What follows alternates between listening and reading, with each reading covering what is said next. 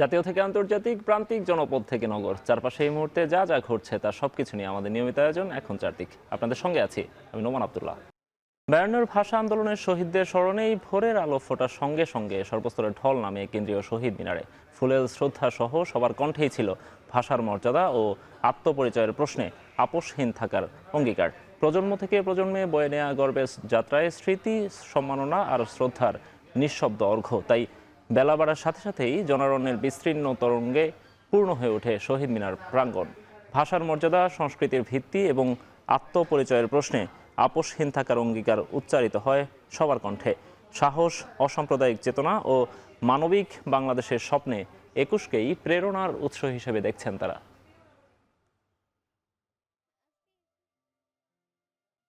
ভাবগাম্ভীর্যতার সাথে এবারে অমর একুশে দিবস পালন হচ্ছে। ঢাকা বিশ্ববিদ্যালয়ের শিক্ষার্থীরা প্রতি বছরই আসি ফুল দিতে, এটা আমরা মন থেকে আসলে ধারণ করি আমাদের শহীদদের। আমার সন্তানকে নিয়ে শহীদ মিনারে এসেছি এটা শেখানোর জন্য, নতুন প্রজন্মকে এটা দেখানোর জন্য যে এটা কিভাবে সে বুকে লালন করবে প্রজন্ম থেকে প্রজন্ম।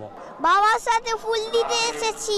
ছোটবেলা থেকে আমি আমার বাবার সাথে প্রভাত ফেরিতে আসতে ইউজ টু, এই জন্য আমি এখন ট্রাই করি আমার বাচ্চাদেরকে সাথে নিয়ে আসার জন্য। আমার এই জায়গাটা খুব ভালো লেগেছে আর আমি ভাষা দিবসে ফুলটা দিতে এসেছি। ভাষার মাধ্যমে আমাদের ভালোবাসা, আমাদের সব ধরনের অনুভূতি প্রকাশ করে থাকি। তো ভাষাটা আসলে আমাদের অস্তিত্বের অংশ, আমাদের ইতিহাসের অংশ, আমাদের ঐতিহ্যেরও অংশ। ভাষা আন্দোলন থেকেই আমাদের আসলে এই জাতীয় চেতনার উন্মেষ ঘটে এবং আমাদের সাংস্কৃতিক আন্দোলন পর্যায়ক্রমে আমাদের স্বাধীনতা সংগ্রামে বাঙালি জাতি মুক্তি সংগ্রামে উদ্বুদ্ধ করে।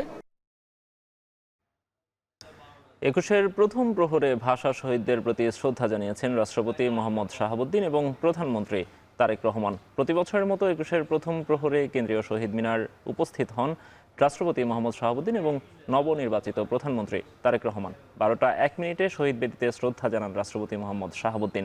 এরপর প্রধানমন্ত্রী তারেক রহমান ভাষা শহীদদের প্রতি গভীর শ্রদ্ধা নিবেদন করেন।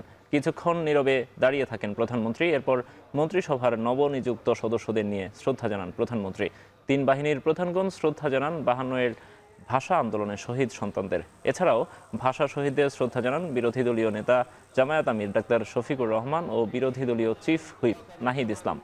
বাংলাদেশ নৌবাহিনীর পক্ষে নৌবাহিনী প্রধান মোহাম্মদ নাজমুল হাসান, বাংলাদেশ বিমান বাহিনীর পক্ষে বিমান বাহিনী প্রধান এয়ার চিফ।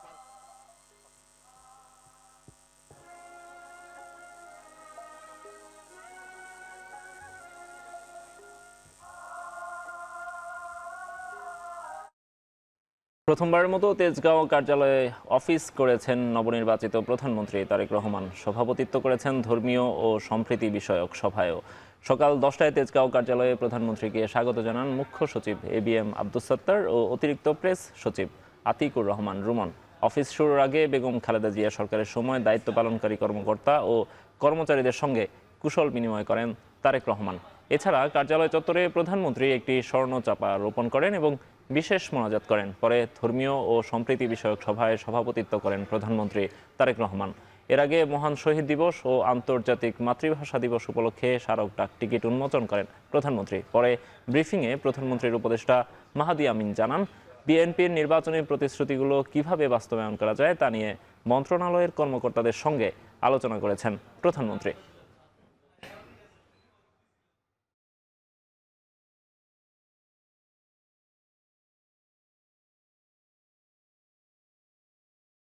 ভিআইপি বলতে আমরা যে জিনিসটা দেখতাম আগে, সেখান থেকে সম্পূর্ণ ভেঙে এসে এখানে ঢুকার আগে ট্রাফিক সিগন্যালও ছিলেন, দীর্ঘক্ষণ সেখানে অপেক্ষা করেছেন, অফিসে ঢুকার আগে একটি বৃক্ষরোপণ করেছেন এবং এই প্রধানমন্ত্রী কার্যালয়ের যারা কর্মচারী কর্মকর্তা রয়েছেন, যাদের অনেকেই ওনার মা এবং সাবেক প্রধানমন্ত্রী দেশনেত্রী বেগম খালেদা জিয়ার সাথে কাজ করেছিলেন এই কার্যালয়ে, ওনাদের সাথে কুশল বিনিময় করেছেন। আজকে কিন্তু ছুটির দিন ছিল, এই দিবসেও তিনি কাজ করেছেন এবং গত নির্বাচনের আগে বাংলাদেশের জনগণের জন্য উনি কি কাজ করবেন, দলের কি ম্যানিফেস্টো, বাংলাদেশের মানুষের জীবন মান উন্নয়নে ওনার কি কর্মসূচি, এই কর্মসূচি কিভাবে বাস্তবায়ন করা যায়, এই বিষয়গুলো নিয়ে উনি সারাক্ষণ কথা বলেছেন।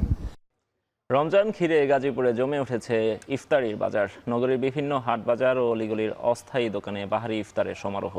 বিকেল গড়াতেই বাড়ছে ক্রেতার ভিড়। গাজীপুর থেকে সরাসরি যুক্ত হচ্ছেন সহকর্মী ইফতেখার রায়হান। রায়হান, এখানে ঐতিহ্যবাহী কি কি ইফতার পাওয়া যায়, দরদাম কেমন জানাবেন?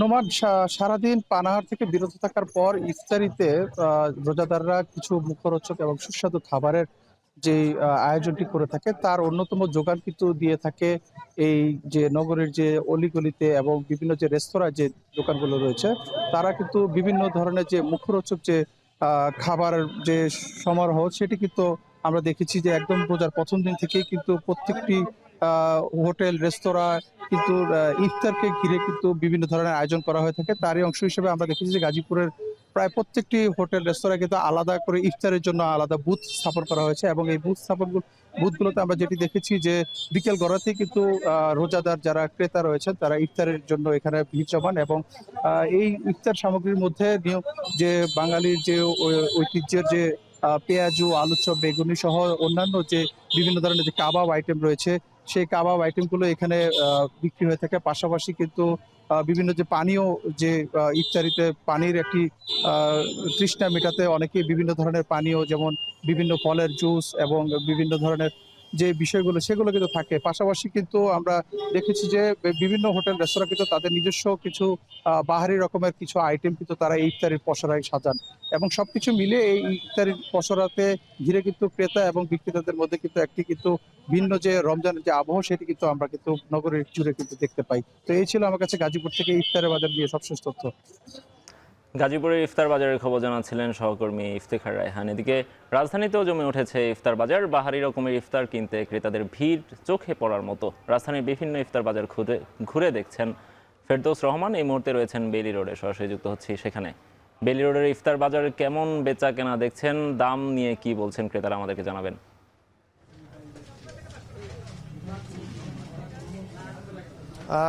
নোমান, আমি কিন্তু বেইলি রোডে রয়েছি। এখানে কিন্তু মাহে রমজানের তৃতীয় দিনেও সরগরম রয়েছে ইফতার বাজারগুলো। সেখানে কিন্তু ক্রেতাদের ভিড় আসলে দেখা যাচ্ছে লক্ষণীয়।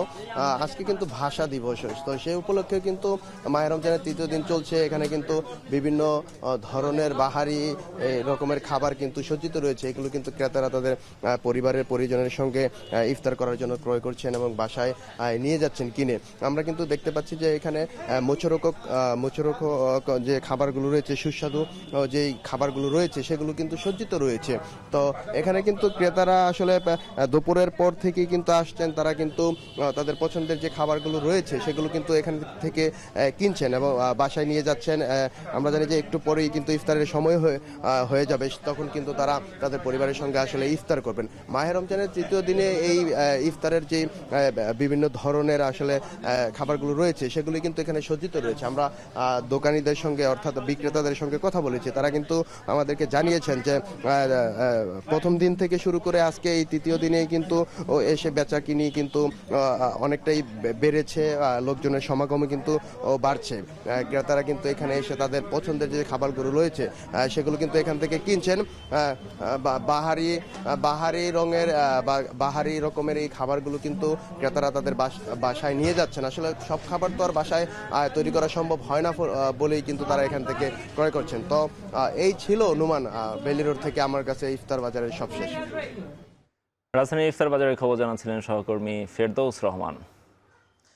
দর্শক, শেষ করছি এখন চারদিকের আজকের আয়োজন। এখন টেলিভিশন ওয়েবসাইটে দেখতে ভিজিট করুন www.ekhon.tv। এছাড়া ফেসবুকে দেখুন facebook.com/tv.ekhon, ইউটিউবে এখন টেলিভিশন দেখুন youtube.com/c/ekhon tv।